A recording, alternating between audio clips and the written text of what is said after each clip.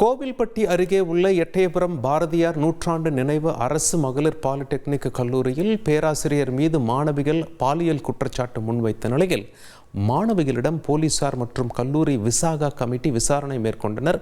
இதுகுறித்து கூடுதல் தகவல்களை செய்தியாளர் ஆண்டனி வழங்கிட கேட்போம். ஆண்டனி, உங்களுடைய தகவல்களை சுருக்கமாக பதிவு செய்யுங்க. வணக்கம். அதாவது தூத்துக்குடி மாவட்டம் எட்டயபுரத்துல பாரதியார் நூற்றாண்டு நினைவு மகளிர் பாலிடெக்னிக் கல்லூரி இயங்கி வருது. இந்த கல்லூரியில 292 மாணவிகள் பயின்று வராங்க.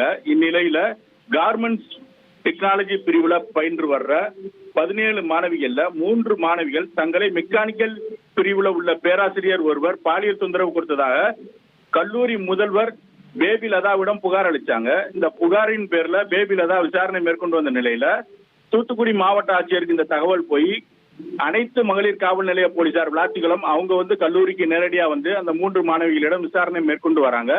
மேலும் இது தொடர்பாக இந்த குற்றச்சாட்டு உறுதிப்படுத்தப்படும் பட்சத்தில் அந்த பேராசிரியர் கைது செய்யப்படுவார் அப்படின்னு சொல்லியிருக்கிறாங்க. உங்களுடைய தகவல்களுக்கு நன்றி ஆண்டனி. அலாவுதீன் நாட்டை காப்பாற்ற போராடும் சாமானிய இளைஞனின் சுவாரஸ்ய கதை தினமும் இரவு 8 மணிக்கு.